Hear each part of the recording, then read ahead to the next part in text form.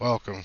I'm just going to go over a tutorial on how to add a collision 3 to your collision mesh for your original objects so that you don't have to use a stand-in mesh or a nav static, as PR likes to call them, for uh, nav meshing and adding single player to maps. So, to get started, you have to have some background in order to do this, but I'll try to sort of go over the basics briefly. But anyways, if you have this is assuming you have the tools installed, kind of have an idea how they work. So I'm not going to get on to too much depth. But anyway, go to your utilities, import the mesh that you're looking to fix. So let's see, what do I want to fix? I want to fix rope bridge, so I'm going to do a copy. Let's see if I can find that rope bridge. So paste rope bridge. Where is that? Alright, here we are. Open folder location. Alright, so that's where we're at. Alright, so we navigate to our rope bridge, which is in PR under the rope bridge itself. Where is it? R. Right. No, that's rural. Rope bridge. There we are. So we've got two of them that we can do, but I'm going to do the first one. So what we want to do is import in the con file. That'll bring in the model. Alright, so there's our happy little rope bridge guy, right? So the next step, bring in your collision mesh. Use collision mesh importer in the tools.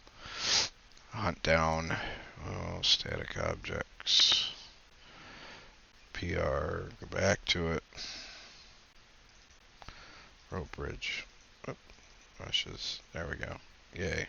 Alright, so now you have the rope bridges. I use schematic view for our hierarchy. So in essence, this is our visible mesh, also known as static mesh.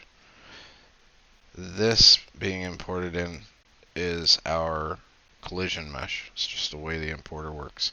If you want to look at it in hierarchy in a little bit more organized fashion, click.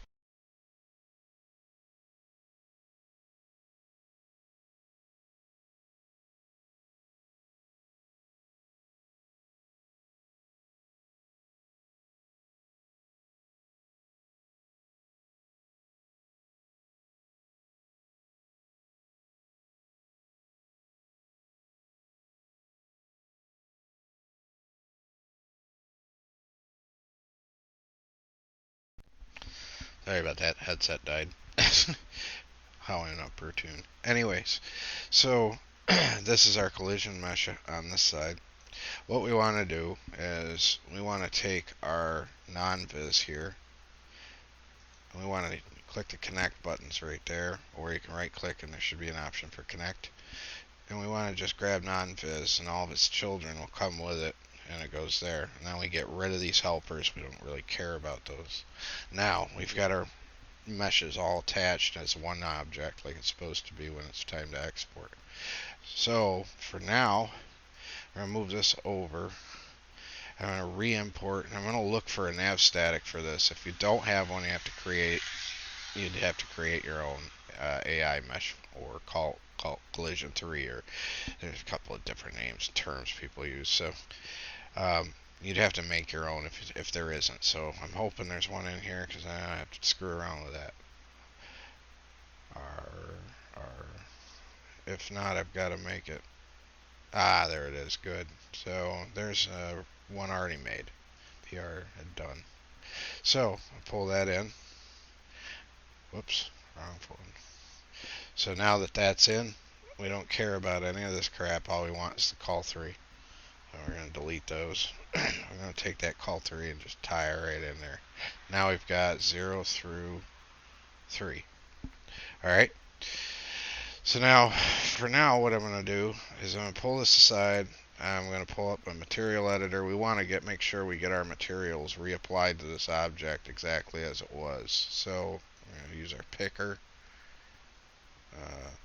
Whoops. I got to get a hold of it. Alright, let's try this again.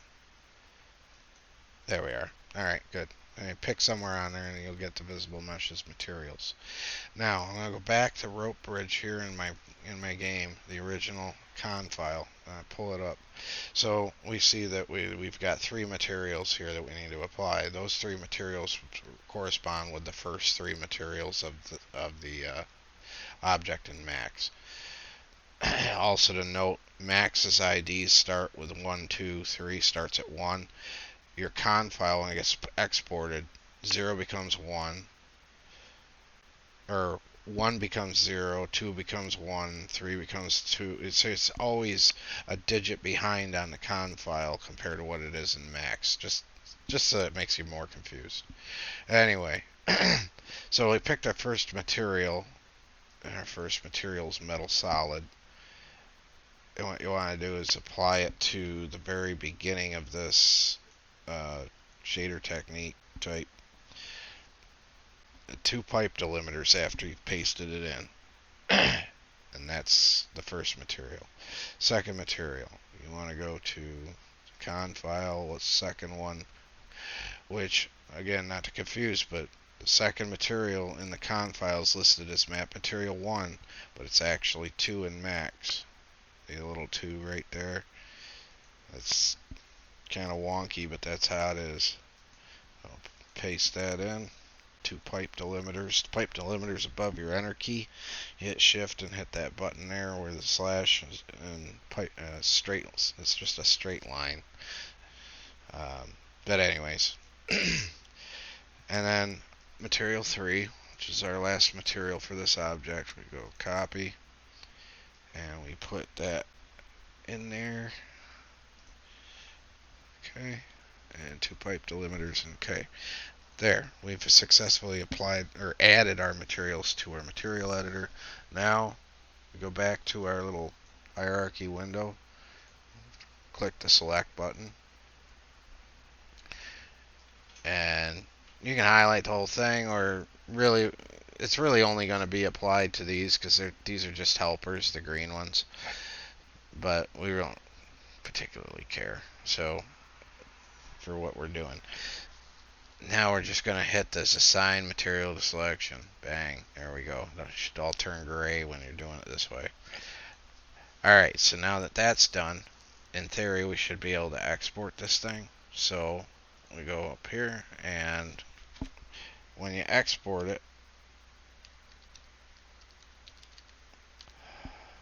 create your own folder for exports. That way you don't overwrite the original. PR call. That'll work. I don't have a folder called that. So I'll export that, and I'll bring up my Explorer window. There we go. That's on its way out. So now I'm going to go to static objects in the folder I made to export to, which is PR calls. And there's our rope bridge. And it's already exported. So we check the collision meshes. And there we are. We have an AI mesh. A soldier mesh has its colors. And you notice all 3 materials are there. And then our projectile mesh, which there isn't much there for it, but anyway. But this is basically how you can do it. So what I'll do from there is I'll copy just the collision mesh, go back to the original object. So I'll just back up until I get there. There it is.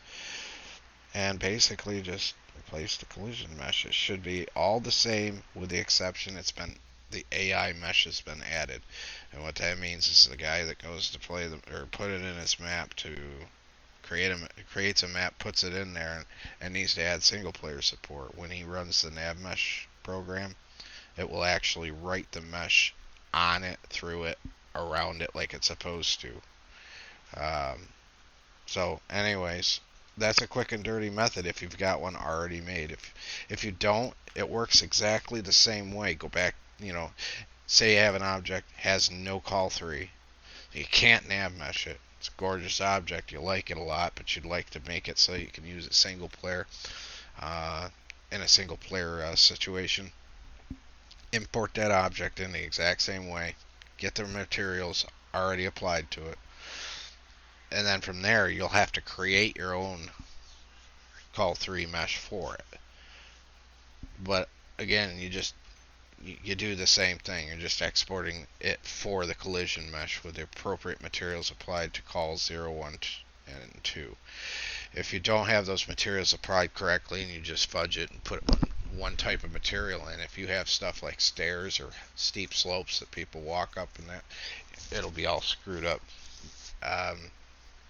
You just you want to do it the way I just did it if you want to duplicate those collisions correctly with the right materials. So, but that ends this. If I get time, I'll make one to show how I kind of do a call 3 mesh at some point when it needs to be created from the ground up. Alrighty, and that's that.